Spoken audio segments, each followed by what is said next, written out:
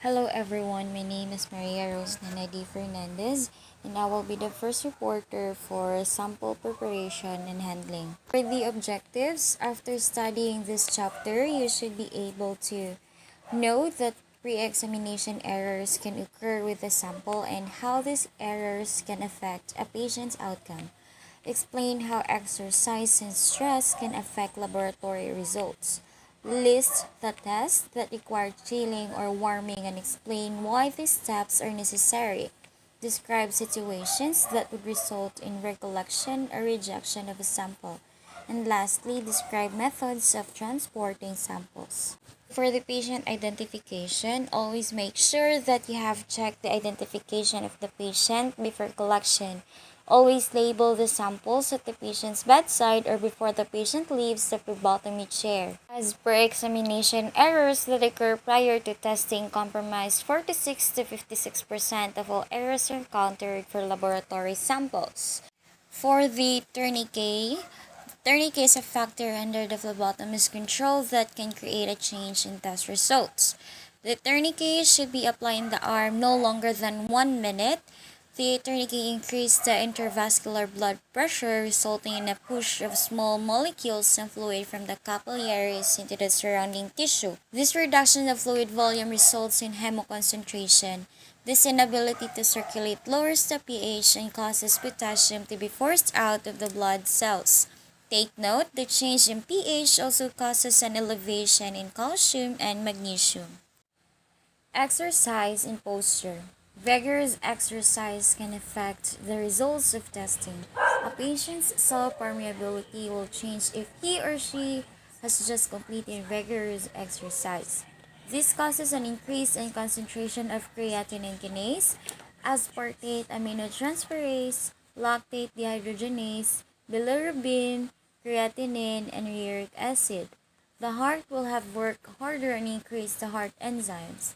Lactate and pyruvate increase in even moderate exercise due to the increased metabolic activity of skeletal muscle. Long-term exercise by highly trained runners can cause runners' anemia. Stress can have a similar effect. For example, the stress of being in the hospital or the stress of dealing with disease. The total white blood cells can increase by as much as 2,000 as a result of exercise or other stresses. The patient who makes an extremely tight fist or pumps the hand can increase lactate by as much as 100% or more. With the exception of hemoglobin, most analytes increase with exercise and stresses. Here are the examples of changes due to exercise and stresses. We have analytes here such as creatinine kinase, aspartate aminotransferase, lactate dehydrogenase, bilirubin, creatinine, uric acid, lactate, pyruvate, white blood cells, neutrophils, glucose, and hemoglobin. So, as you can see, analytes have changes. For example, creatinine kinase, it has increased. For aspartate aminotransferase, also increased. Lactate dehydrogenase, increased. Bilirubin, creatinine, uric acid, lactate, pyruvate, blood cells, neutrophils also increases. For the glucose, it increased with stress, decreased with exercise, and hemoglobin will be decreased. And here are the changes due to posture. We have analytes here like such as blood pressure, blood volume, calcium, cholesterol, lipids, drugs, steroids, thyroid hormones. In changes from lying down to standing up, analyte like blood pressure increases. For blood volume, it decreases. Calcium will increase. Cholesterol will be also increase. Lipids, drugs, steroids, thyroid hormones will also increase. For fasting untimed samples, before collecting any fasting samples, the phlebotomist should always determine if the patient is fasting by asking the patient if he or she has had anything to eat or drink. Fasting usually means no food for 8 to 12 hours. Fasting samples are generally collected in the morning after an overnight fast. fasting samples do not have a specific time for collection. The sample must be collected before the patient has anything to eat. This time is typically early morning but could be afternoon as long as the patient has not had any intake. Other tests may require that the sample be collected at a specific time because of medication or diurnal rhythm. Some blood analytes exhibit circadian or diurnal changes throughout the day. It is important to control the timing of the collection of certain samples. Circannual change is demonstrated by calcium, which has been known to increase in the summer due to exposure to more sunlight and the resultant increase in vitamin D. And some changes can be cyclical, occurring weekly or monthly. Take note, the patient should not have had chewing gum, orange juice, or anything other than water. Good morning everyone, my name is Shara Montreal, and as a continuation of the previous report, I will be discussing the evacuated tubes, syringe collection, and cleaning the venipuncture site. Pre-examination errors can occur from the incorrect volume of blood in the tube. It is best that we provide the laboratory with a properly filled tube to avoid an error in result or a recall of the patient. Because I personally think that not every patient will be kind enough to let us do a recollection, because dili po ba lalim mapatusok, so uban sila very sensitive jud kaayo, like masakitan gyud. So we should be mindful of properly filling the tube. This is to avoid an error and recalling patient. So most tubes should be filled to at least 75% of the stated volume to be accurate. Any less blood causes a dilutional effect, leading the red blood cells to decrease in size, and too much blood naman in anticoagulant tube causes the blood to clot because there's not enough anticoagulant for the volume of blood. So the most critical for correct fill size would be our citrate tubes or our light blue tops, where we use for coagulation tests such as the prothrombin time and partial thromboplastin time. So the variation in fill can only be plus or minus 10% from the stated volume. Any greater variation affects the test results. So partial tubes cannot be poured together. So when the blood tubes fill only partially, another tube must be drawn to obtain the proper amount, but we should not pour them together, no, because by pouring together partially filled tubes, the amount of anticoagulant in the tube is doubled. So madoble siya, resulting in altered test result. So mag-change man jud siya kay na may alteration of the ratio sa anticoagulant and sa blood. So for example, if you have two partially filled light blue tops and you pour them out into one tube, there will be 1 ml na of anticoagulant in the 5 ml tube instead of 0.5 ml of anticoagulant since gimmicks nimo siya. So testing of this sample for coagulation will result in longer times due to the excess anticoagulant in the tube. Next is serum and plasma samples generally cannot be mixed. So if there is not enough blood in a serum tube and the phlebotomist kay bright man siya, gigamit niya ang blood from the tube to complete the fill in the serum tube. So mag-change or mag-alter jud ang uban ng mga test results. So the EDTA in the plasma tube binds the calcium, and the serum tube that is partially filled with EDTA blood will have a reduced calcium level due to the bound calcium from the plasma volume. The amount of reduction in calcium is dependent kung gaano karami yung EDTA blood na gipur mo sa tube. So if the patient is not available for a recollection, the phlebotomist should send the partially filled tubes to the laboratory, and yung laboratory yung mag-determine if samples can be combined and if the testing can be done. Okay, so the laboratory also has procedures for small sample volumes, so the partially filled tube may be acceptable for certain tests lang. And defective tubes can give an improper fill even with the best venipuncture. So as a phlebotomist, it's also important na i-check po na to ang atong mga tube. So tube should vary, as what I have discussed, no more than plus or minus 10% in filling. So yung ginagawa ng EBA is to verify quality control in the tubes. They use a syringe filled with water. So yung syringe should be filled with more water than the capacity of the tube than the capacity of the tube that is being tested. So, the top of the tube, ipapuncture siya with a syringe needle, and the amount of water the tube pulls from the syringe will be noted. And if marami yung tube na nagva-vary more than 10% from the stated volume of the tube, then it means na then the total number of tubes is considered defective siya. So, iko-contact na dapat yung manufacturer to resolve the problem.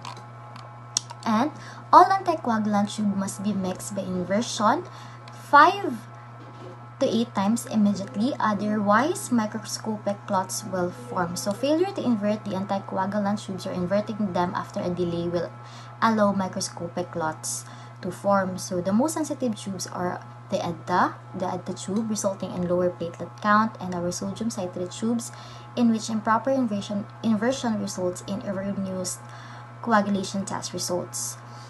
Pre-examination errors can also result from the use of wrong anticoagulant. So, example, using wrong heparin tube. So, the proper heparin tube to use can be confusing for even the most experienced phlebotomists. So, ammonium, lithium, and sodium heparin are all available for use. So, certain tests are affected by using the wrong heparin tube. So, for example, if you are testing for sodium, and then test mo siya from a sodium heparin tube, it can indicate that the patient has elevated sodium value.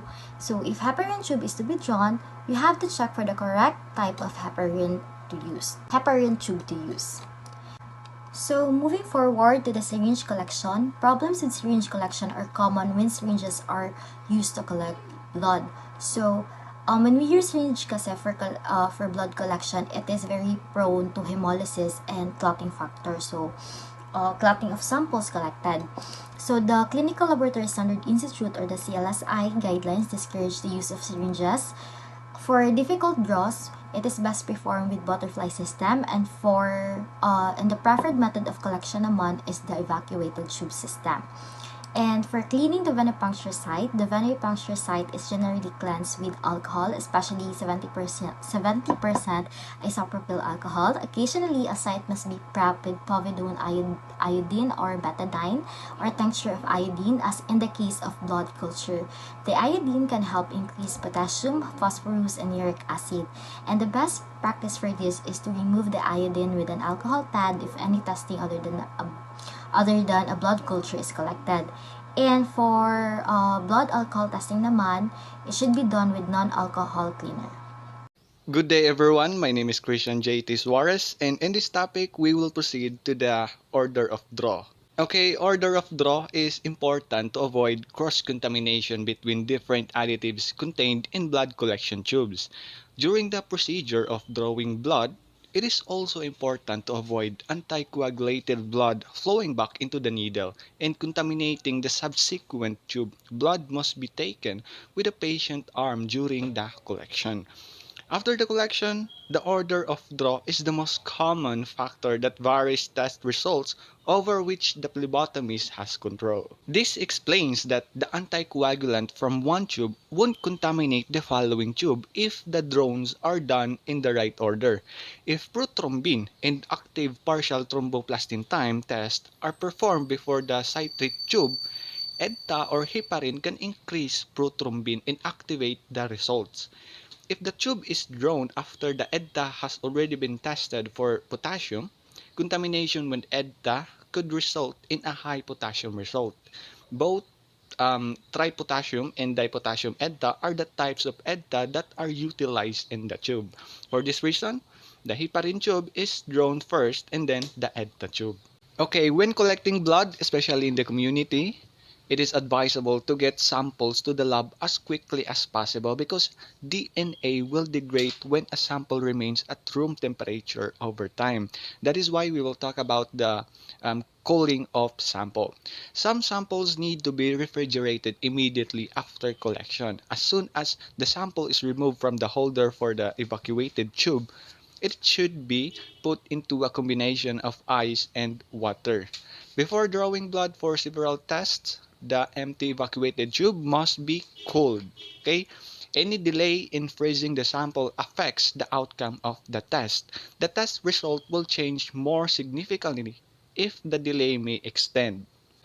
Here are the examples of common tests requiring chilling or refrigerating of the specimen.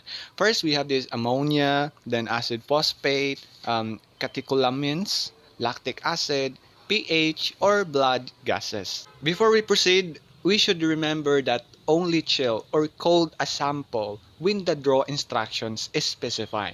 Not all samples can be refrigerated, okay?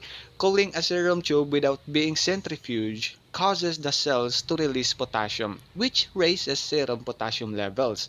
At the same time, it can also affect other analytes. That is why there are also some tests requiring a warming specimen. Now, here in warming of samples. As opposed to samples that must be refrigerated right away after collection, once again, warmth maintenance is also required for some tests. The test is kept at a body temperature of 37 Celsius. The easiest way to maintain this temperature is to wrap the sample in a hill warmer or use a plastic block, or what they also call this a warming block that has been kept at body temperature before being given to the patient. To accommodate this tube of various sizes, these blocks contain holes that were drilled into them. Here are the tests that must be maintained at 37 Celsius. We have here first the cold agglutinins. Testing should be kept at 37 to 38 Celsius after collecting until the serum is separated from the clot or to avoid binding of the antibodies to erythrocytes. Second, we have here the cryoglobulin. Patient blood sample should be kept at 37 Celsius initially to avoid premature precipitation of cryoglobulins and thereby decrease the yield for subsequent identification. This could cause a false and negative result. Okay, for the continuation of this criteria for recollection or rejection of a sample, the topic of this exposure to light, let me introduce myself first. Once again, my name is Christian J.T. Suarez, and let's proceed to this exposure to light. Okay, um, some samples need to be protected from light, and certain samples may be damaged by light, especially the bilirubin. Bilirubin samples should be collected in amber capillary collection tubes, since doing so exposes the sample to light more directly. Room light or sunlight can metabolize the bilirubin in the specimen to a different compound. This will cause a falsely lower bilirubin level, which is the sample should be wrapped in aluminum foil for the best protection. Good day everyone, my name is J-Rafael. So for today's video, I will discuss to you the criteria for recollections or rejection of sample. But before that, to guarantee the safety of patients, it is essential to accurately identify patients and label specimens.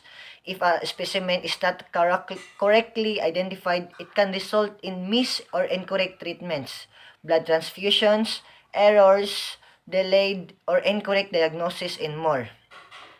So, as a phlebotomist, the goal is not only collecting blood but to provide an acceptable samples for laboratory testing as required by the physician. The following criteria must be followed for a sample to be acceptable. If the criteria are not followed, it must be rejected and recollected. So, first is each sample have its own label attached to the sample's primary container. Next is each sample must have on the label the name of the test to be performed, CBC or cholesterol, to know if it is a CBC or cholesterol or any test. Next is label must have the patient's complete name and hospital number or unique identifier. It is important to put patient's name on the label so it can easy to disseminate and identified. Next is the sample must be collected within the time limit requested. Next is samples in syringes must have needles removed in the syringe cap before transport. It is important to remove the needle to the syringe if transferring the sample to the tube. Urine samples must have the label on the container and not on the lid. So what is lid? Lid is a removal or hang cover for the top of a container. Next is the appropriate anticoagulant must be used for samples requiring an anticoagulant. Next is anticoagulated blood collection tubes must be at least 75% full. All coagulation tubes must be at least 90% full. All tubes containing an anticoagulant or preservative must be followed to fill completely in order to guarantee accurate test result. Red cells will be damaged if pressure is applied to the tube to force more blood in, as in syringe collection. Next is tubes may not be used beyond the expiration date because out-of-date tubes may have degraded additives or a reduced vacuum that prevents a proper fill. They should be discarded. The specimen collection tubes under filling can lead to inaccurate test result. Next is certain sample may not be exposed to light. Next is delays in centrifuging or processing a sample will invalidate the result. Prolonged centrifugations at high speed might lead to hemolysis or structural damage to the measured, whereas brief low-speed centrifugation may lead to insufficient separation of plasma or serum from blood components. Next is anticoagulated blood samples must be free of clots. Next is certain tests require sample to be free of hemolysis and lipemia. Next is blood samples drawn above an intravenous injection site are unacceptable. In adults, the sites of intravenous injections are usually the forearm in the outer surface of the hand, or less commonly the outer surface of the foot. In urgent situations, other sites can be used, like veins of the cubital fossa and external jugular veins. Next is, the sample must be recollected if the results are not consistent with the previous results on the patient. So this list is not all inclusive. It means that some are included and some are not. The type of samples in the volume required are determined by the procedure ordered. There are exceptions to volume requirements where the laboratory can work with small sample size. If the patient's results are not sure, there must be a recollection of samples. When the result of one sample changes significantly from a previous sample, either retesting the sample or recollecting the sample recheck the test. This reconfirms that the correct sample was drawn from the correct patient and the patient test result did change significantly.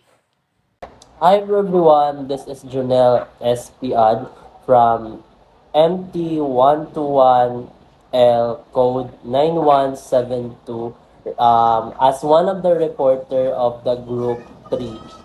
So, to start with our topic for today, may assigned topic to be reported for today is it is for sample handling preparation transportation and the medico-legal transport.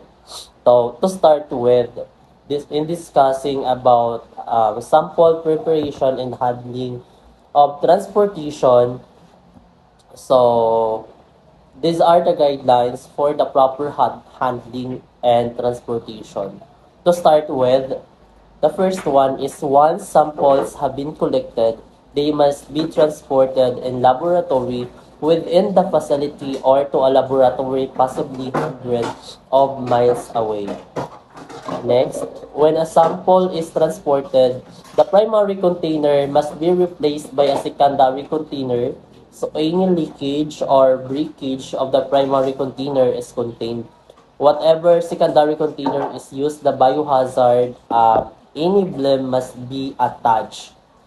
So, in transporting certain substances, we should not just depend in one tube or one kumbaga container only. There should be have an option or in for any reason or incidents may happen that there is a leakage may happen. So you have a second choice where you put the first one. Transporting of sample long distance may package service companies requires precaution because there can be no leakage of the sample outside the packaging. So in transporting a very long distances of package, any companies or any organizations of hospital or laboratory may exert more precaution. It is because it travel for a very long time. Okay, so the Federal Aviation Administration or FAA and other government agencies regulate the shipment of ecological agents. Anyone packaging and shipping these agents must have special documented training and regulations. So biological substance. So we are all based on the research. Biological substances divided into two categories. So what are those categories? This is the category A and category B. So, in continuation, the category A is it an infection substance which inform that when exposure to it occurs is capable of causing permanent disability, life-threatening, or fatal diseases. So, the category A, kumbaga, it is all the substances that may cause disability, may cause life-threatening, or in worse is cause a fatal disease or nakakamatay. Meanwhile, the category B, these are the substances that does not meet the criteria for inclusion in category A. So if the category A may cause a permanent disability, life-threatening, fatality, thus, so in order to identify the substances, there will be a criteria. And for those substances that may not be qualified or reach the criteria of category A, they are all will be belong to category B.